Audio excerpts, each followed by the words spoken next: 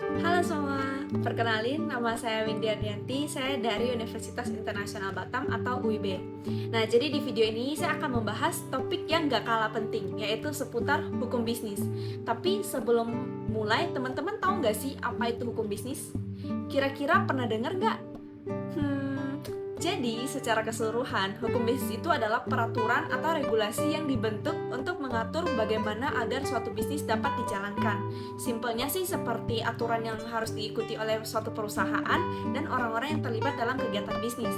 Dan ini mencakup banyak hal seperti bagaimana kontrak dibuat, perusahaan didirikan, hingga cara menyelesaikan sebuah masalah ataupun sengketa yang mungkin terjadi di antara pelaku bisnis.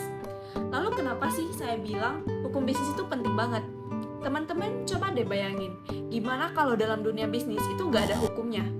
Dari cara perusahaan itu didirikan gimana, pembagian memegang saham, hak dan tanggung jawab, para pelaku bisnis, dan gimana kalau misalnya sampai terjadi risiko yang tidak diinginkan dalam suatu bisnis. Makanya hukum bisnis itu penting teman-teman. Untuk apa? Untuk jadi panduan yang membantu kita melewati dan mencapai tujuan bisnis dengan adanya integritas dan keadilan sepanjang berjalannya bisnis. Sehingga jika ada konflik yang timbul, kita dapat menyelesaikan masalah. Adapun beberapa konsep dasar dalam hukum bisnis. Yang pertama, kontrak bisnis adalah perjanjian tertulis antara pihak yang menetapkan syarat dan ketentuan dalam melakukan transaksi. Yang kedua, tanggung jawab hukum perusahaan, di mana perusahaan memiliki tanggung jawab hukum untuk mematuhi peraturan dan memastikan kegiatan bisnis tidak akan merugikan pihak lain. Yang ketiga, hukum perbankan adalah hukum yang mengatur segala sesuatu yang menyangkut tentang bank, baik itu kelembagaan, kegiatan usaha, serta proses dalam melaksanakan usaha bank. Yang keempat, perlindungan konsumen yang mencakup hak dan kewajiban pelanggan, serta kewajiban perusahaan untuk memberikan produk atau jasa yang aman dan jujur. Yang kelima, penyelesaian sengketa bisnis yang melibatkan cara-cara penyelesaian masalah secara hukum, contohnya seperti arbitrase dan mediasi. Nah, mumpung kita lagi bahas konsep dasar nih, teman-teman tahu nggak sih beberapa kasus tentang kebocoran data yang sempat booming di Indonesia? Nah, banyak tuh dari perbankan, dari SIM card, atau mungkin dari berbagai perusahaan yang katanya kebocoran data itu terjadi, teman-teman. Mungkin sempat nonton ya di TikTok, di Instagram, atau mungkin di berita-berita ada muncul nih teman-teman. Nah, katanya itu benar loh teman-teman. Kalau misalnya di kasus ini itu dikaitkan dengan hukum bisnis teman-teman, itu bisa banget. Contohnya seperti apa? Kontrak bisnis yang tadi aku bilang, di mana itu adalah suatu perjanjian tertulis antara dua orang atau lebih pihak yang mempunyai nilai komersialnya. Misalnya aja nih, teman-teman pasti pernah dong ya buka rekening di bank manapun. Nah, ketika teman-teman buka rekening, tentu saja ada beberapa prosedur yang harus kita lewati.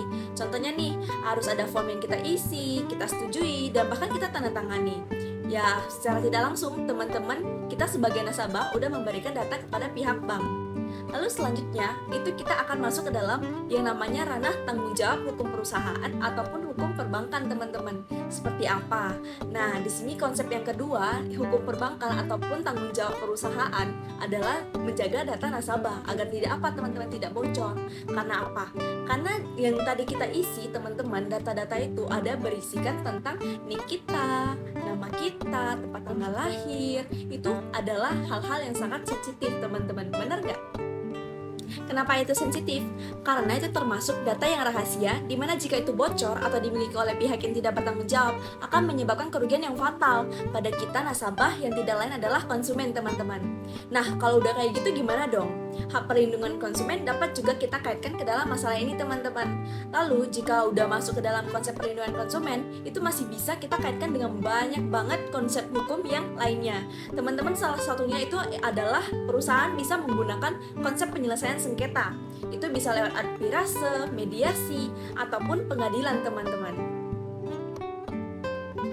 So, buat teman-teman yang pengen periksa nih datanya ada mengalami kebocoran atau enggak, bisa banget cek di perisadata.com. Itu aku taunya dari YouTuber Gerard Vincent, teman-teman. Boleh dicobain dulu ya.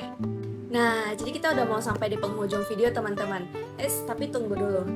Setelah aku jelasin panjang lebar ini, teman-teman udah ngerti belum sih apa sebenarnya hukum bisnis itu? Dari yang aku jelasin panjang dari awal video sampai akhir sekarang teman-teman masih stay di sini. Udah ngerti belum sih?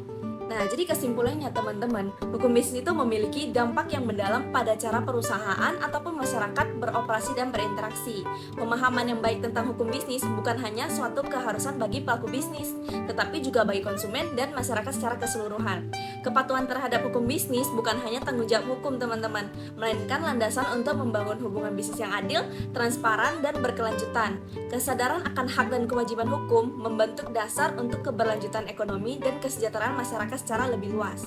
Nah, untuk teman-teman yang pengen tahu hukum bisnis lebih dalam, mungkin bisa nonton beberapa video YouTube lagi nih yang menjelaskan tentang hukum bisnis teman-teman. Ataupun mungkin teman-teman bisa search dari berbagai media sosial yang ada sekarang.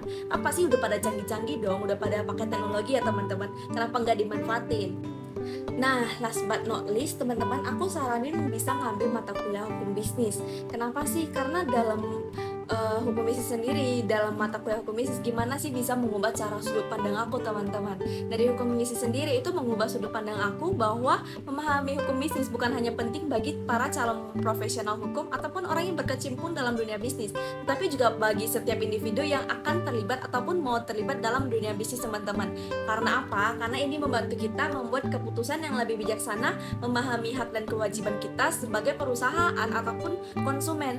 Jadi hukum bisnis ini bukan hanya sekedar aturan, tetapi bisa jadi dasar ataupun acuan kita untuk mencapai kesuksesan dan keberlanjutan perusahaan. Nah, demikian video yang saya bikin, semoga dapat bermanfaat bagi kita semua ya teman-teman. Bye-bye!